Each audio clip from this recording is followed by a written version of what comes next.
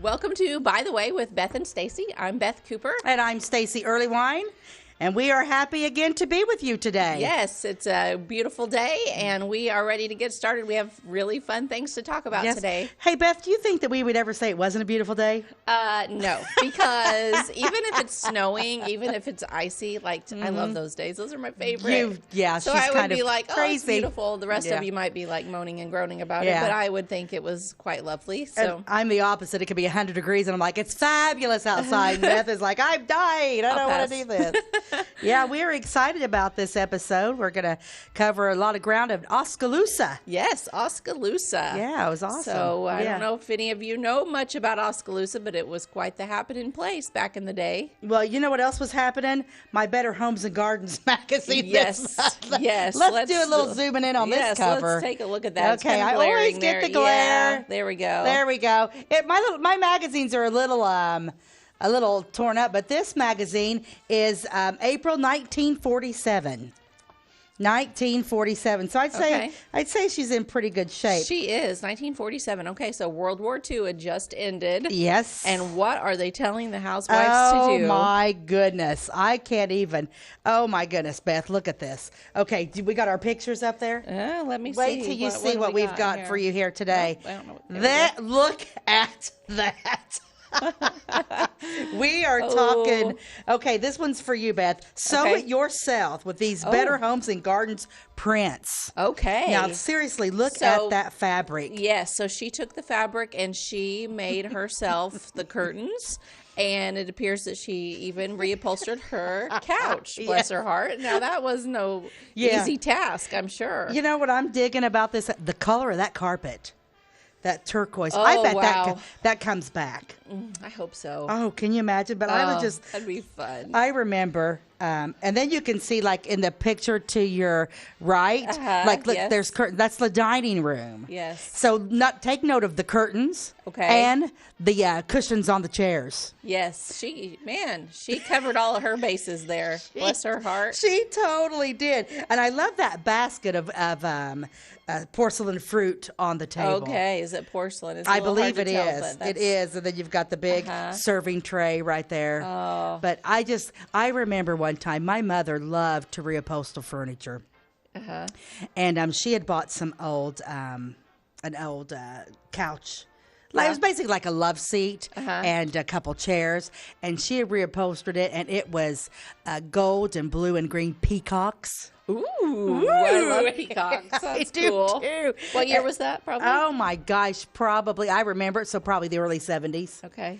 Yeah. So, it was, and we had that furniture. That furniture was in the front of our house for years. I have another one, Beth, too. Okay. There's another picture because this even gets better. Let's go to the, look at this. Okay. Ooh, so she has a whole different look for her. That's the bedroom.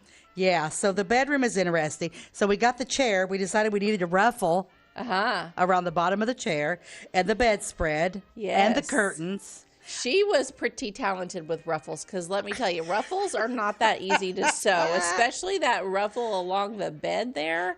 Well, I wonder if she had a serger or if she just had a regular sewing machine. You're talking things I don't understand, but the carpet, look at that mauve carpet.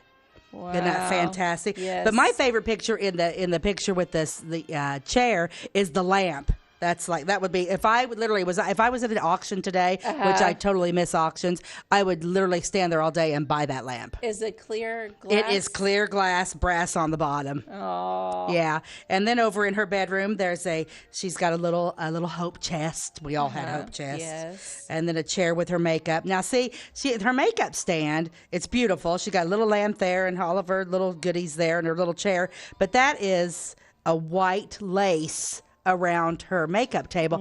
I mean, you should see where I put my makeup on is a nightmare. When I was young, my dad made me a vanity and he put white lace around the bottom of it for me. My mom sewed it and then he put like Velcro strips.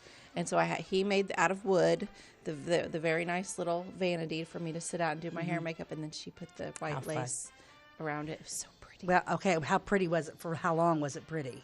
Until the first time you put your 1990s makeup on? No, it stayed. I took care of things. Did you? Oh, my goodness. I'd have had. It was nice. But I'm the 80s here. Well, so knowing my you mother, 90s, you guys were bigger haired than the 80s. Yeah. The big hair didn't come around to the 80s till like 88, but 89. I didn't. Well, yeah, I did live in that house. Yeah. At that time. But no, probably my mom would probably take it off while I was at school and wash it because she's very clean. She probably washed everything. Yeah, all the time. Well, because I'd had it because we had like the bright blue eyeshadow. We had the hot pink cheeks. What was the makeup like in the 90s? See, I had kids in the 90s. My boys were born in 91 and 94. I missed the 90s. The early 90s makeup was like a different look than the late 90s makeup. Like the late 90s, I was already married by the late 90s, but like the pencil thin eyebrows that were like dark and then like really heavy base. But early 90s was a lot more like the 80s, and that's really what I remember wearing. Yeah. I never had the pencil thin eyebrows. I've got these big thick eyebrows because when I was a little girl, I loved the TV show Heart to Heart. Oh yeah, I remember that. What was that like? Was it Stephanie Powers? Was that the No, wasn't she on Newhart? Ah, gosh, I'm losing that girl. That lady was so pretty. Yeah, it wasn't Stephanie Powers. I can't remember. She played the wife to Wagner. Okay. Wagner was his last name was Wagner, and there was one episode where she was doing her, she was putting her cold cream on and she was tweezing her eyebrows, and I'm probably 10, 11, 12. So I decided that would be fun. So I go upstairs and I come down with no eyebrows. Oh my gosh. What did your mother say? Well, she about had a stroke. And then these big thick babies grew back in that I have to keep tamed down. But it was so funny because then when I came downstairs, she was like, "Stacey, what did you do?" Plus I did a steam bath and my face was red and I had no eyebrows because she would, how they put the cold cream on, then they steam. And I did that, and I kind of, but I really didn't have cold cream that you needed. I used soap and water. Who knows what I did, but it was quite interesting, and Well, good thing you were young and they grew back. Because I think if you would do that as an adult, I don't know if they would all grow back. I don't know. They may not. I don't know. I don't know, but that's my story of and that's our Better Homes and Gardens, 1947. That's very cool. It is really neat. These things are fascinating. I'm real careful when I go through them because. But they're just, it was a different time. Oh, my goodness. It absolutely, it was a totally different time. If you're new to, by the way, with Beth and Stacey, we love to talk about vintage items. We go through a magazine, an old Better Homes and Garden, and we talk about something funny or something cool from the past. We love old items, but we also love history. So each week we talk on something related to Clay County that is something cool that happened in the past, or sad, or... Right. Or disturbing. We've talked about murders. We kind of cover everything here. Yeah, so. we want to cover a little bit of everything. We want to cover old homes. We want to cover people. There's teachers. I came across some things on teachers of the past. That'll be a great episode. But we have so much to cover, and we just really hope that you enjoy what we're doing here today. Hope you enjoyed as much as what we enjoy it. Because we're having so much fun. Yeah, we are loving it. So but we have a lot to cover about Oskaloosa today. We do. So we might as well just kind of dive on in just a little bit before we go to commercial. Okay. Well, I'm just going to talk a little bit about the early settlers. Okay. Is it settlers or settlers? I say settlers. Settlers. I think that's it. Settlers. Settlers. It is. Well, the last names of the early settlers were Smith, Romines, Romines, Romines. Yeah, the Romines. And Eatons. And then John Sutton came in 1829. Ooh, now there's an important name, John Sutton. It's very important. He came from Indiana, and he erected a horse mill. Okay, in 1829. So that was one of the very, very first settlements in all of Clay County. Like Flora wasn't there yet. I mean, there wasn't a whole lot in Clay County, and Clay County didn't really go that far east towards Richland County at that time. I don't think it was a little bit smaller than it is now, and also it was covered in really thick prairie grass. It was basically farmland, and there was nothing there. But even the farmland was not good. Not really here very much, just a little bit. What I've read about it is like the prairie grasses were like 8 feet tall in the summer. Wow. And there were hardly any wagon trails or anything. All there was like Indian trails that went through, like towards Vincennes, and it was really wet and really like boggy, and very few trees.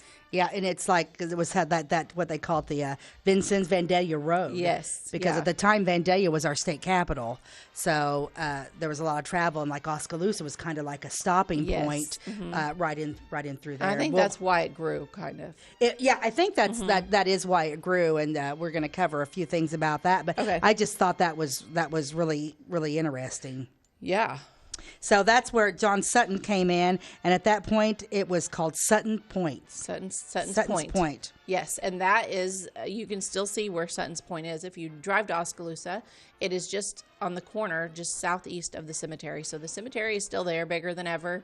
And if you just kind of look, across the street from the cemetery to the southeast, there's a little corner there. I remember there always being a trailer there. Someone lived there, and they had a trailer. It's gone right now. It's just an empty lot. But it's so funny. It's so funny that when you and I drove through there not too long ago, it's like there's nothing, just a couple houses there. From what we're going to tell you about, Oskaloosa was a booming place at one time, to not have any remains of anything old at the time. Yeah. Now, when I was a little girl, I remember a lot of the remains being there. Like my grandpa lived out in Oskaloosa, so I can remember these big old wooden buildings that were kind of on the corners, and they, he would point out, this one was the schoolhouse, this one was the bank, this one was the stable or something. There were several of them. I don't remember all of them. Well, because they had the horse mill. Yes. John Sutton started the horse mill. Yes, so that's how he kind of became successful. He had the horse mill. What did they mill there? Horses. So why was it called a horse mill? I don't know why, unless it was just like horses ran it. I bet. Horses, it's got to be them in circles or something. Yeah, that's got to be. Yeah, but so I wonder if those build like then I don't know if like people moved. A lot of people moved in there, but then a lot of people actually moved out of Oskaloosa, and then it kind of became this ghost town. I wonder if like the buildings were taken down like to make room for farmland. Yeah, I imagine they didn't want to. Yeah, I don't know. I don't know, but it's interesting driving through there. But we have quite a bit but the Suttons came into town, and then we will tell you a little bit later here after our commercial break exactly how the name Oskaloosa came from Sutton's Point to Oskaloosa. Yeah, it changed. What a name. What a name is that? We'll be right back after this commercial break. Thank you. At your locally owned Napa Auto Parts stores in Flora and Louisville, you can count on experts to have the solutions to keep you running on the road or in the field. More than just your car, the Napa Auto Parts stores in Flora and Louisville carry a large inventory of Napa products for farms, heavy trucks, and just about everything that moves. Experienced associates understand your needs and are ready to help with the perfect part at a great value. That's Napa know-how at your locally owned Napa Auto Parts stores in Flora and Louisville. At Clay City Banking Company, we're all on the same team, regardless of zip code. At home, work, school, or across the country, you can be part of our team with our cutting-edge mobile banking products. From your hand, you can check balances, transfer money, make deposits, and pay bills. Looking for a loan? We've got you covered with our mortgage, agriculture, commercial, and consumer loans. Join our team today. Clay City, Flora, Louisville, and Fairfield Banking Companies. We're the hometown banks, member FDIC, and equal housing lender. It's the weekend and your symptoms are worsening. The morning of a big meeting and you have a bigger sore throat. Ever experienced that urgency after picking up your sick child and your community health center has already closed? You will be able to connect to a provider at crhpc.org. Even if you have never been to CRHPC, you are welcome to utilize our services. Feel better after scheduling a video visit with CRHPC. The insurance specialists have options to tailor to your needs at CSI Insurance Brokers. Experienced insurance brokers at CSI are skilled with all types of insurance plans and policies and represent many companies, including Safeco Insurance. You'll benefit from their detailed expertise, unbeatable premiums, and commitment to customer service. CSI Insurance Brokers and Safeco Insurance Company, providing affordable rates on quality insurance since 1952. Okay, welcome back to By the Way with Beth and Stacey. I'm Beth. I'm Stacey. Okay, we are talking about Oskaloosa today, and it is some good stuff. So, It is. Who knew Oskaloosa had such a rich history? Oh, very rich history. And one of the richest histories, I would say, would be talking about the Black Hawk Indian War. Oh, yeah, they played a big role in that, They actually. did play a big role in that. Yeah, so a little bit back history on the Black Hawk War is that it was kind of going on in northern Illinois. Yes, it right? was. Yeah, all the And- way up to the Wisconsin border. Okay, Yeah. and the Black Hawk Indians. Yeah. got Black the Hawk tribe was name- the Indian chief. He was the chief, Black Hawk. Yeah. And then his tribe was... His tribes were the Potawatomis, Okay. the Winnebagos, and those two tribes joined the Sacs. And Black Hawk was the Indian chief that was the head of all three of those tribes. And I think they kind of went rogue a little bit and just started slaughtering Americans. Yeah, for no they reason. were killing all the white people. They were And killing all the I'm- white people. You know, in hindsight, like not to get too political on any of this, Right. but I think that they were probably just doing what they thought they had to do to Absolutely. keep their land. Sure, Um, yeah. But it was a tragedy for both Mm-hmm. sides, and it really, tons of people died, and nothing changed. More Indians died over that. There were 2,000 Americans that fought, and like 500 Indians, and over 200 Indians were killed during the entire war. Only 30 Americans died during that, so it was really a. I mean, Soldiers once died. the war, soldiers. Yes, soldiers, but what the Black Hawk chief, what those tribes were doing was slaughtering women and children. They were killing women and children. Uh-huh. Yeah, they Yeah. were not going after. They weren't going after the men. The men. They were just whoever walked in front of them. They were killed. they were taking out. Yes. Yeah. So, and they weren't just firing an arrow through their heart and giving them, and they were giving them torture. It was torturous deaths, and it was very actually sad. it was actually pretty horrible. So then what happened? So Well, then a man. at that time, John Reynolds was the governor of Illinois. Yes. And he had a colonel, his name was Robert Blackwell, and he had sent a letter. So Robert Blackwell from Vandalia rode down to tell the citizens of Clay County. Basically, they stopped at Oskaloosa. I thought they went to Maysville first. Did they not? Do you remember that part? No, there was translation between Maysville and Oskaloosa. Yes. And Maysville is right outside of Clay City. It's no Yeah, longer Maysville. there. Yeah, Maysville's kind of that territory where my old shop is at. Yes, That's the Maysville just area. south of Clay City. Yeah, Across so south side of Oskaloosa, 50. they went from Oskaloosa, then they went on down to Maysville and Okay. was rounding up a posse. They were rounding up a posse. militia. A militia. Yeah. And Mr. John Sutton at Sutton's Point Yes. took the call, didn't he? He absolutely did, and we are talking. At this point, the sheriff of Clay County was Robert Toller, and he was the one that warned all the citizens in Clay County that this was happening and that they needed a militia. And on June 1st, 1832, they marched toward Peoria. Okay, so you had- a whole bunch of men from Oskaloosa. Mm-hmm. Yeah. John Sutton, his several of his sons. Yes. Jesse Sutton, his son for sure. I know that name. They all just started marching. They told their family goodbye, and can you even imagine? No. Like my husband was like, "Yeah, we're gonna start walking up north tomorrow, and we're gonna fight in an Indian war." I mean, terrifying. Oh, it'd be terrifying, especially when you knew because now everybody knows what's happening, what the tribes are doing. And the thing about it is these militiamen, they provided their own horses, their own rifles, their own clothing. Yes. The only thing the U.S. government, or I guess it'd be the Illinois government, provided was some bits of food, and not a lot. Yeah, I'm sure. No, not a lot. Yeah, they didn't cover. Yeah, they didn't. Yeah. So these group of men made their. Of course, there wasn't any fighting once they got to Peoria. It was once they started getting to the Wisconsin border. And just to put these years in context for those of you that have forgotten a little bit about your history, this is 1832, so this is after the Revolutionary War, Yeah. but before our Civil War. Yeah. So it's just, I mean, times were lean, Yeah. you know? So they didn't have a lot, and Yeah, they didn't have a lot, and they pushed forward. And, of course, at least it wasn't in the winter months. It was in June. So they left on the 1st, and they arrived near the Wisconsin border on June 25th. do you guys think I could walk to Wisconsin in 25 days? Because I don't think I could. Yeah, I can't even. And then, and no telling what they were getting into on the way. Oh, right. And especially if, just to describe the conditions again, the boggy, Everything's sunken, very muddy, very hot, probably that time of year, and the really, really tall grass. I mean, no one had a weed eater. I mean, it would be a and the ticks, bugs. Yeah, the ticks. bugs. Oh man. I just Bless those people's hearts because those militia, they did were the right thing and my they went. goodness. They Well, were. I mean, if you think about the militias the militias like the Revolutionary War, if it wasn't for militiamen, we'd be speaking British right now, probably. Oh, yeah. I mean, these guys. It's important roles in history. Oh, it absolutely is important. So they weren't gone very long. No, they were not gone very long because it was quite the bloody battle. But they actually had put on June 29th, they had pushed into the wilderness looking for Black Hawk. There were actually 4 spies from Clay County, and they rode close to the end. Now, these guys really were serious because they were spies, and they were like really riding in.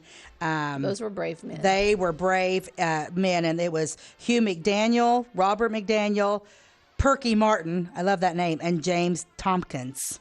Good for them. Yeah, and they were actual spies from Clay County. Cool. So back in the day, and those are names that we still we know. We have McDaniels around, we have Martins around, Tompkins, Tompkins. Yeah, I don't know that. And so yeah, I mean, so they like pushed through, and then they would come back and say where the Indians were at. Here's another interesting fact about it: is once the militiamen got there, they had to actually. So they stuck around from June 29th to July. Okay. So they're like trying to figure out where they're going, where everything's at. So there was a camping going out, and then on July 27th, so you're talking about another month, they had to cross the Wisconsin River. Oh. So that is another interesting. So they literally, when they were setting up camp, why it took so long, because now they're pushing into Wisconsin. They have to, and they're closing the gap on Black Hawk. Okay. And so now they have to cross this river. So it literally took a month for them to build rafts and boats and stuff to cross over into Wisconsin. Wow. I'm just trying to picture that. I mean, do you think the Indians were standing on the other side of the river like, you can't cross. And the militia were like, watch us. We're coming. Yeah. But yeah, so that's why it took another month for them to get in there. Wow. And then... and these were a lot of men from Oskaloosa. I forgot how many men. 40 men, I think, from Oskaloosa. So many. 40 or... Yeah, several.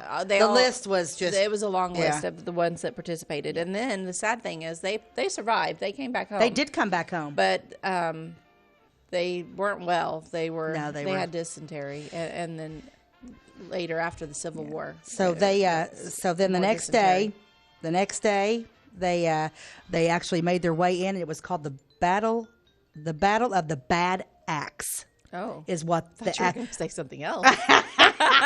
Which may be a more appropriate name for it. Exactly. That was the actual Bad Axe. The Bad Axe. Okay. And that was the final battle of the Black Hawk War. And the great Chief Black Hawk, he was arrested. He was sent to St. Louis. And this was October 3rd. Okay. When they actually... So they started in June, and by October, he was in jail. Yeah. In October 3rd, he was arrested and was sent literally down the river to St. Louis. And Black Hawk, he lived to be old. He died at 71 years old in the year 1838. They just kept him in a jail. Yeah. 500 Indians fought, 2,000 Americans fought, and literally 150 Indians alone were killed at Bad Axe. Okay. Yeah. What a sad situation. It really is, because it makes you wonder, I mean, people get really passionate whenever they talk about the Indians. And like you said, I understand to a certain point, like they're just defending their land and stuff. But what this specific group of people, we would have never went in had they not been slaughtering women and children. Right. It's an important part. It's not like they're like, oh, there's this war chief and we're going to go get him because we're scared of him. They were literally slaughtering women and children. Yes. And I'm not going to go into the details of what I read about how they were slaughtering them, but because it's really not fit to repeat. It is disgusting what they did, and it is sad. It's just tragic. It is. So, I don't know. I don't know what the answer would have been, but I don't know how someone can do that to another person. Now, Beth, we were talking about now the war's over and everything's done. So now you've just built, you've traveled a few hundred miles, which back then, it's not like us just jumping in the car and driving to Chicago. So you've traveled, you haven't eaten, you haven't slept very well, you've been cutting the bush as you're going, you've built rafts, you've fought a war, you've fought Indians, and now it's time to come back home. I'm thinking I would be tired. I'm tired of a day of shopping coming back home. Can you imagine having to make that journey one more time coming home? No. I can't. Yeah, I'm sure they were exhausted. Yeah. It would be absolutely exhausting. But, and then, like Beth, we were talking about how they came home so sick. Yeah, they did. So a lot of them had dysentery. A lot of them, it's not really listed how they died, but, they came home in bad shape. Mm-hmm. And then some of them didn't live very long after that. Yeah, I wonder what I never really did come across the age. I'm assuming the age of these young men were probably early 20s. Did you I would think some of them, age? but not John Sutton. He was already had to be in his 40s because he had sons. He had sons that also went with him, I think. Huh. If I remember right. Yeah. Or maybe, maybe not all of his sons went. Just maybe because he had. I know he had daughters. Yeah. A lot of besides, because it's kind of like, this is going to sound really bad, but I don't know how many of you guys, like when you pick up your Bible and you're talking Old Testament, it's like this son begot this son and this son begot. After a while, I'm like, I can't do names. Yeah, it's hard to keep up with. Because there were just so many names and in the research, and it was very interesting. But yeah, so they really took it home. Yeah, they did. Yeah, so I thought that was really cool. And that was a lot for Oskaloosa to be proud of, because Oskaloosa was just getting on its feet. I mean, right. But it had a lot of people living there. I mean, you wouldn't think about it, but it was the largest settlement in Clay County at that time, and Clay County showed up. I mean, they asked people from further south to come help them with this war up north, and Clay County was like, we got you. They did it. They did it without hesitation. Yeah. I mean, it's like you're talking. The governor sent a man down on horse, and we need to fight this Indian chief. This is what's happening. They contact the sheriff. The sheriff sends word. They read this letter from the governor, and the next thing you know, we're loading up and going. We're just saying bye to family, and and then it would be, because with these men gone. I mean, at that time, would they've been farmers and it would have been, June through October, so it would have been a hot time for the wives back home taking care of the children. Yeah. I'm just glad that I live in as much as we want to complain about how bad our world is right now, we have no clue of what it was really like back when you start studying this. Oh, yeah. It would have been. But, Beth, it's time for us to take a commercial break. All right, we'll be right back. We like technology at Flora Savings Bank. Here's what you can accomplish in our mobile banking app in less than 30 seconds. See account balances in your transactions, set up an account alert, make a transfer between accounts, get an alert text message about your transfer, pay a bill, turn your debit card off and then back on. It all happens in the palm of your hand with our free My Bank to Go app. Search My Bank to Go in the App Store or Google Play and give mobile banking a try. Flora Savings Bank, member FDIC and equal housing lender. Do you bowl like this? That's great. Do you bowl like this? That's great too. That's because whether you're a pro or you just want to have a lot of fun, at Pegel's Silver Dollar Lanes, we have a lane for you. We have galaxy bowling, gaming for kids and adults, Joe's Pizza, a full bar, darts, pool, and fresh and clean bowling shoes. Boy, does that smell nice. So come on down to Pegel Silver Dollar Lanes in Effingham, where we have a lane for you. Clay County Hospital is your life-saving connection. We have spent our lives preparing for when you need us. Quality professional care right at home. Our team will support you and your family so you never feel alone. We will make you feel welcome whether you need care, are visiting a loved one, or seeking employment. Clay County Hospital. Professional care, compassionate hearts. Briscoe Surplus Sales on the northeast edge of Flora is your one-stop do-it-all shop. Looking for rugged boots and footwear from great brands like Lacrosse, Rocky, and Carolina? They're there. How about top-notch small engine parts and service? Briscoe Surplus Sales has it. Whether you're wiring your switches or switching your wiring, Briscoe Surplus Sales has the solution and the know-how to help you get the job done right the first time. Briscoe Surplus Sales, your one-stop do-it-all shop. Okay, there we go, and we're back.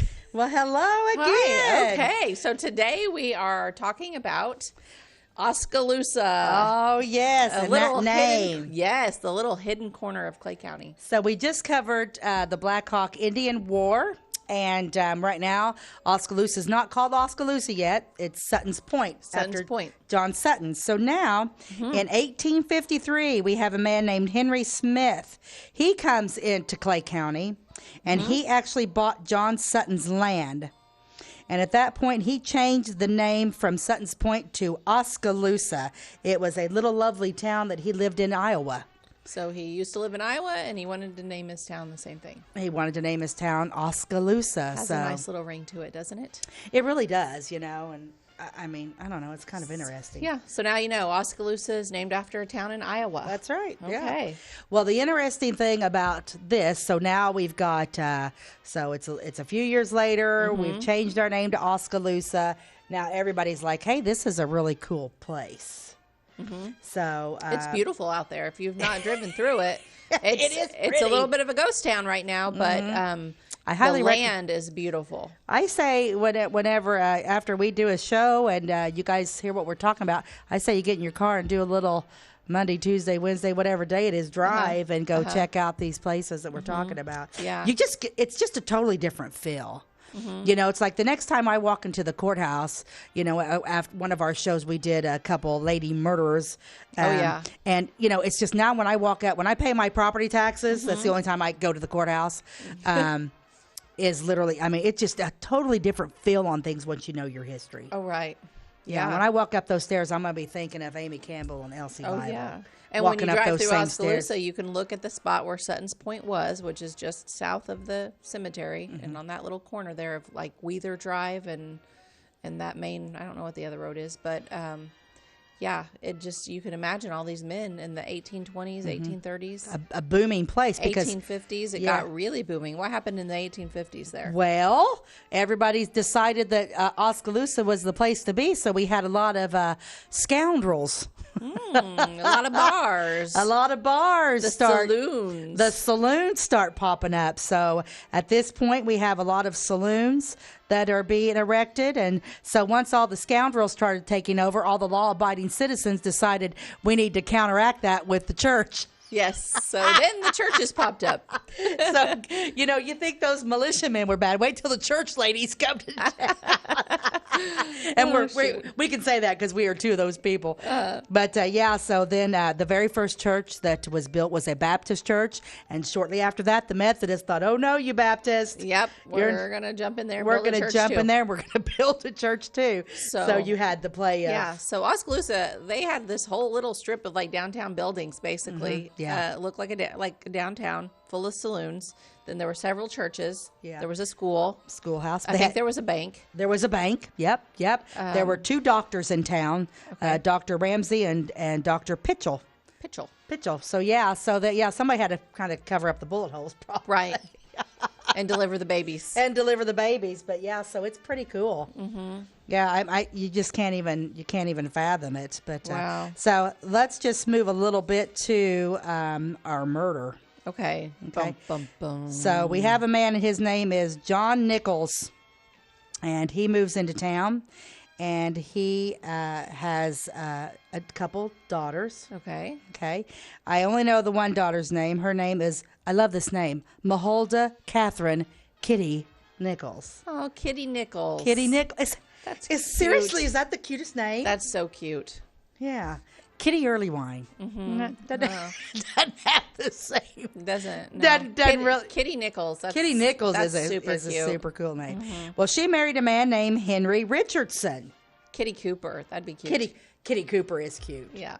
So Mrs. Little Kitty marries Henry Richardson. Okay. Well, Beth went. Now we're on opposite sides. The Civil War is starting to go on. Is it? When is the Civil War? 1860. Yeah. 1860. So this is what year did I say this is all happening? 59. Yeah. So we're approaching. So the 59. Civil War. We're approaching the Civil War. Things are getting tight. Most of the most of the soldiers are in Clay County. We were Union, correct? Yes. And there's like one Confederate soldier out at Elmwood at Cemetery. Elmwood and Flora, there's one Confederate. So soldier. we're mainly a Union. So John Nichols, he's on the Union side of thing. Well, Henry Richardson, he comes from Marion County, and but he was more on the Confederate side. So you've got Daddy is a Union supporter, and husband is the Confederate side. Okay. So he marries Kitty, and they move back to Marion. Okay, so Kitty married Kitty married that Henry. was a Southern sympathizer. That's right. And her daddy is not happy about it. And he is not happy about it. Okay. For some reason, in all my studies, I did not find why Kitty left him. Kitty left her dad. Kitty left Henry, her husband. Her husband, okay. Yeah, and moved back home with Mom and Dad. Oh, okay. So she leaves him, okay? So she leaves him, and she travels back, and we're just talking Marion County. And Oskaloosa literally is right on the Marion County line. Yeah, a stone's throw away from Marion so, County. My goodness, he could have only been a mile or two away. Sure. Yeah, it wasn't far. It doesn't say.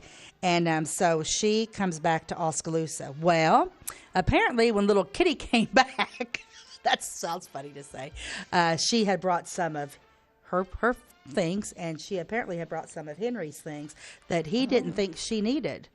So Mr. Henry comes back with a warrant. Who knew there were warrants back then? I guess their warrants been around. And he comes back. He wants his stuff back. This back. is a bad breakup. I mean, this stuff still goes on today, doesn't it? Like, bad breakup. Yeah. Girlfriend takes boyfriend's hoodie, and then the boyfriend's like banging on the door, like, I want my hoodie back, or I'm calling the cops. Yep. Okay. So exactly. This same thing happening in the 1860s. Oh yeah. So Henry comes with a warrant and a what do they call? They didn't call him a cop at the time. Sheriff? No, it wasn't a sheriff.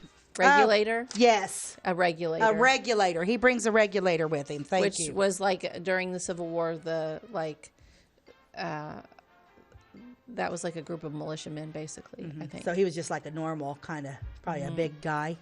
Probably. So he comes back and he goes into the house. So you've got Kitty and the regulator. Henry is sitting outside, kind of on a stump. Now remember, this is real brushy. Yes. A lot of. I think he's sitting on the wood pile. He's sitting on the wood pile. Yes. So the regulator's in there going through stuff. At this point, nobody really knows where Henry Nichols is at this point. We know. We know where he was at. But, yeah, so the next thing you know, there is a gunshot, and somebody shoots Henry in the back. Kills him. Dead. Kills him dead. So, of course, they all come running outside, and they hear a scuffling or whatever in the brush. So a posse takes out. That's like gunshot, and the guy, whoever did it, takes off running. And the posse follows. And he does not get caught. They do it, and in the meantime, it's because I was reading some stuff from Henry Bottom, and actually he was out there in Oskaloosa. This is where I got my story from. Harley Bonham. Yeah, he wrote a lot of history on that area, on the whole county, did. but on that area in particular because he lived near there. Yeah, and actually he was talking about how he actually even found like an old gun when he was coon hunting. Yes. Up there one time and found this gun. So so this guy goes running through, and a posse went out, and whoever did it disappeared. Never to be heard from again. So who did kill Henry? Do we know? It's unsolved. It's a cold case. It's a cold case. 1860. Yeah. So the interesting thing. Grab that and go with it. So they kind of started pondering, and it was kind of like, well, who else would have done this but John Nichols? Who was he in the house at the time with? Well, it doesn't say that he was in the house or he wasn't in the house, so nobody knows where John Nichols was. But they did arrest him. He was actually arrested and put on trial, but there was not enough evidence evidence too. So he never did get arrested. I mean, he never did go to jail for it. So many things to say about this. Like, what was Kitty thinking? Was she like relieved? I mean, had he been beating her? Is that why she left? I mean, I'm just throwing things out there. I mean, none of this is factual. Well, I mean, but, honestly, like, what happened? There was some major family drama there. Well, yeah, because if you think about it, you're talking 1859, the late 1850s, and women just didn't leave their husbands. No, but I think if they had a good reason, like as if they were being abused in some way, I think they could. Well, you're talking John Nichols was a pretty prominent. I mean, he was a strong businessman in Oskaloosa, and so I mean, he was a powerful guy. He's one of the first settlers. Theories on who did it. Oh yeah. If it wasn't John, I think he probably had a friend do it for him. Probably. Yeah, I would imagine. Because like I said, it never did say where he was actually at. Right. I'm thinking a man like John Nichols, I would say probably, my thought would be he probably did pay somebody to do it. Right. Plus you're talking, we're in a union area, and now you've got a little girl that's left his husband, come back home. Honestly, he's not very well it could have been liked. anyone at that time. It could have been anybody at that time. Plus, if they he's on the Confederate side. Yes, if they knew he was a Southern sympathizer and that, where his loyalty lies, anybody in the area, they might have been like, well, we're going to war. I'm going to start with this fella right here in my backyard. Absolutely. And it's not like everybody was packing. Yeah. And then you've got like John Nichols, a prominent businessman in Oskaloosa with a wife and daughters, and they're all in there. And you got this, the regulator in there going through all their stuff. I find it hard to believe that a man like John Nichols would not be in that house whenever his daughters, because he had like 3 daughters. The only thing is, though, if they took him to trial, they obviously knew he wasn't in the house, because if he would have been in the house, why would they ever even have taken him to trial? Because they would have known it was impossible. Let me get my inner Charlie's Angels on. Yeah, I don't know. Maybe you channel the Charlie's Angels. I'll channel Angela Lansbury. You do it. She wrote. Okay. I love her. You love Angela. I was so sad when she passed away. I never watched Murder, She Wrote. What? You need to. I went last year, so I like to watch sitcoms while I sew. And so last year I started season 1, episode 1, and I watched them all the way through. Really? Yes. Oh, it was so good. And the you would love it, because the best part is the 80s makeup. And the episode, she would have a guest actor or actress. Right. And big names that are big now, but at the time they were still young and good stuff. Well, that is good stuff, but I'll stick with Charlie's Angels. And speaking of Charlie's Angels, I think it's time for us to take another commercial break. Man, that went fast. It sure did. We'll be right back.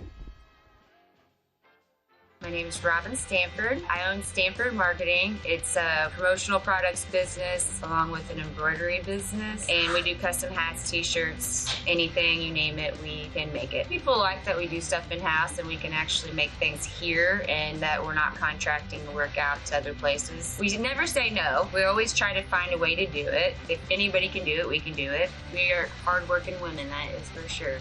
Come to Stanford Marketing in Flora for all your custom and promotional needs. Give me all your lumber. Doors, paint, windows, electrical, plumbing, and much more. Oh yeah, give me all your guns too.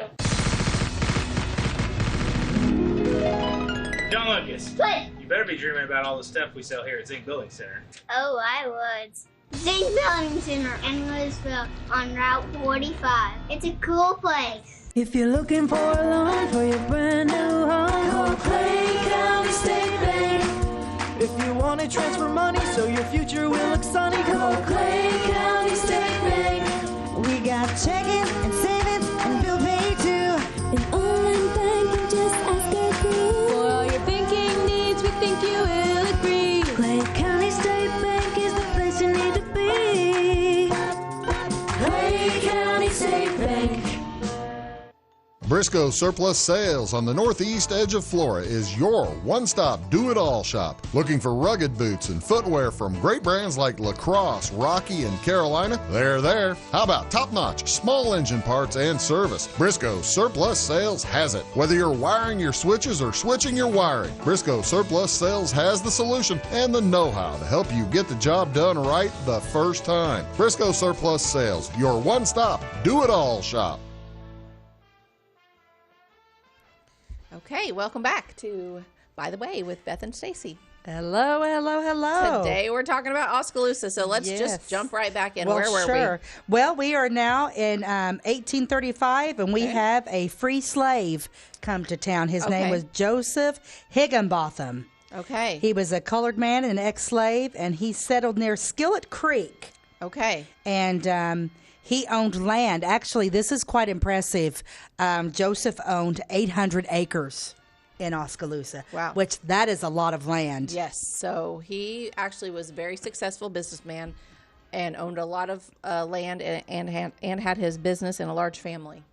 Yeah. So it was a, and there actually was a lot of free blacks that came and lived in Oskaloosa, I believe. Yeah, the Oskaloosa did become there was a lot of black people that did come and settle in Oskaloosa. Yeah. I would imagine they followed this Joseph. I would think so. Yeah. And then they started a cemetery there. Yes, the Higginbotham Cemetery. Now, can we go there? Is it still? I would love to know where that is, because I would love to visit that cemetery. Now, when you and I drove through Oskaloosa, do you remember as we were going by, there was a tiny little cemetery off in the woods? Do you think that's it? I don't know.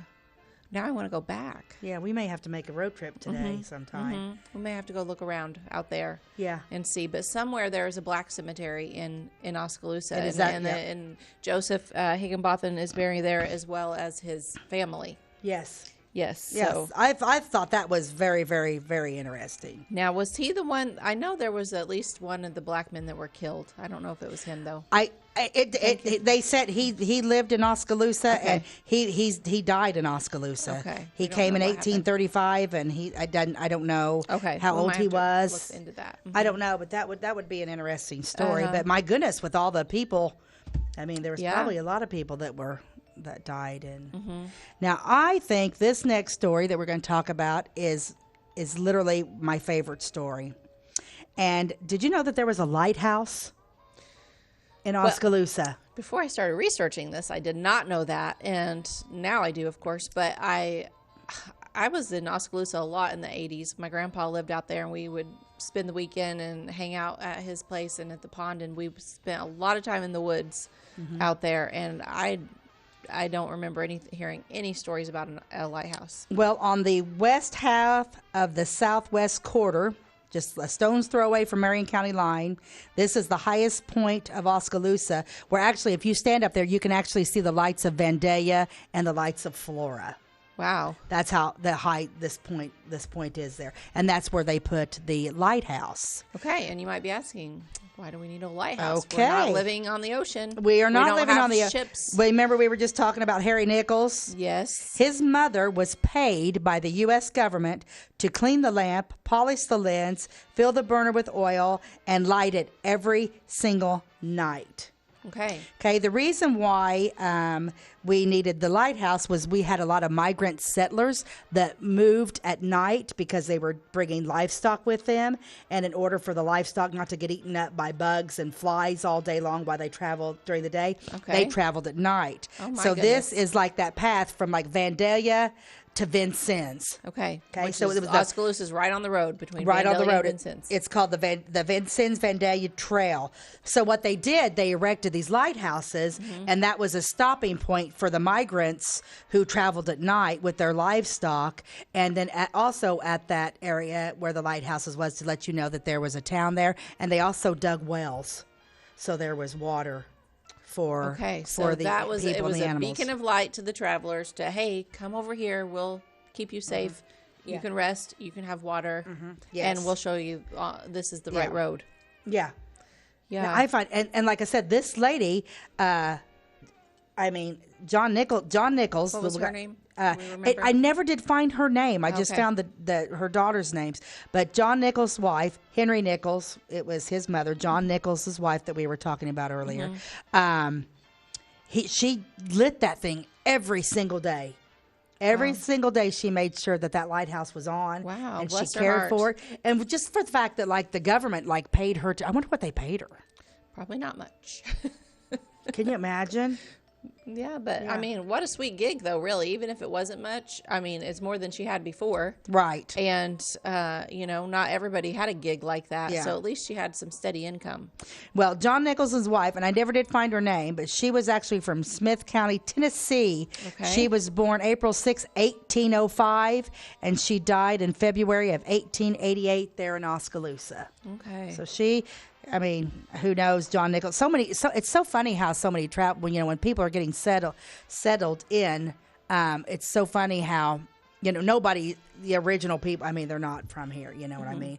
They come from Indiana. We had a lot of travelers from Indiana, from Kentucky, from Missouri that came into Flora or Oskaloosa, Clay County, basically Clay County, and it was pretty impressive. But yeah, she was born in 1805, and so how long was the lighthouse there, and what happened to it? Well, I don't know. I don't know if it just crumbled. I've said that her daughters, after she passed away, her daughters actually cared for the lighthouse. Listen to this. All the way up to 1956, that lighthouse was there. Wow. Long after the wagon train era was gone. So you're talking, that's just not even 100 years ago that lighthouse was there. And, and in my research, it also says that you can actually go to that point and there are concrete and stuff still left over from that lighthouse. Cool. You know what? If I had a one of those... what are those called where you look for metal things in the ground? A metal detector. Metal detector, yes. I could not think of that word. If I had a metal detector, I would be going to the lighthouse. Because with all those travelers that went through there. Oh, it's unreal. Yeah. I bet there's all kinds of stuff out there. Can you imagine? Yeah. Can you imagine? Heads It's up crazy. To the explorers that are watching. Oh, my gosh. Yeah. I can't even comprehend it. But, yeah, and then why would they take it down? That's what I don't understand. Oh, it was probably just crumbling. Could you imagine if you actually owned the actual light, how much the money that light would be worth? What happened to it? I don't know. I don't know. That would be so cool. We need to find out if somebody... I wonder if it's like still in that family. I don't know. Who took it down and then they just kept it in their family. Once again, there are Nichols around here. Yeah. They're not names that's gone away. Right. They're names that are, local with Clay County. Yeah. Interesting. But, I would give, so all the way to 1956, that lighthouse still stood there, and there are still... wow, remnants of it. But kudos to the daughters. Yeah, they kept it going. And I wonder if they really, truly loved the lighthouse or they just liked the paycheck that came with it. The government was still paying them to light that sucker every day. Yeah. So, that's a good question. Yeah, and I wonder if they got raises. Yeah, surely they did. And there were days that they woke up and they were like, I have to walk all the way over there and light that stupid thing. Yeah. They're I would probably totally tired be. of it. You would do it every single day for your entire life. Okay, and then I didn't know how high it was, but I mean, okay, so like have you ever been to a lighthouse? Mm-hmm, like I've been to a couple lighthouses on the East Coast, and it's a long way up. It's like do. So can you imagine? Of course, they probably were. I wonder how tall it was. Do we have any record? I of that? don't have any record of that. Wow. I bet if I would have researched a little bit more, I probably would have. I would think that it probably wasn't all that tall, simply because it was already on a really, really high point in the county. Well, yeah, it probably wouldn't have to be. Yeah, you're right. But they still had to walk up the hill. Oh yeah, the muddy, slippery hill that was probably not really had there was no concrete path or anything. They probably had and no weed eaters, no mowing. It was probably full of ticks. Oh my gosh. That's so negative. But I'm just like, I don't think I would want that job.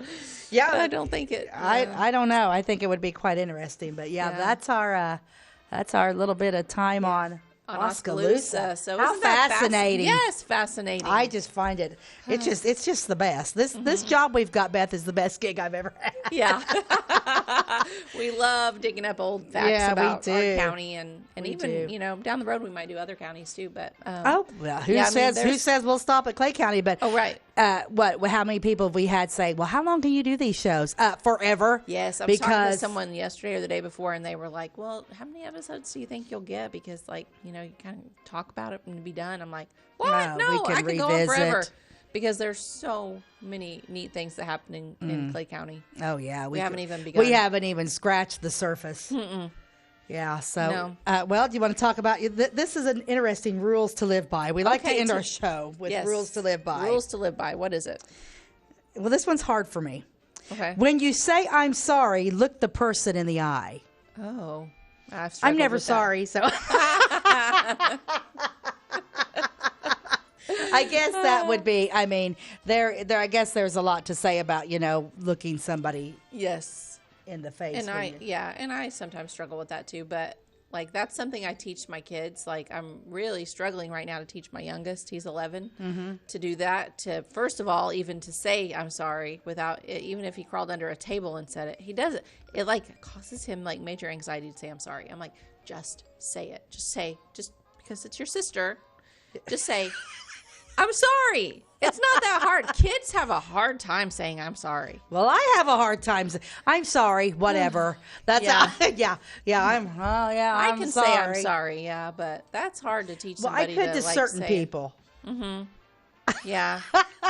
I think we're all like that. Yeah, I'll be like, well, I'm sorry that you're no fun. Yeah. I'm sorry that. What am I apologizing for? Exactly? Yeah, I'm really not sure why I'm so. I'm sorry you misunderstood me. But yeah, so that is a good. But I mean, I'm just trying to think.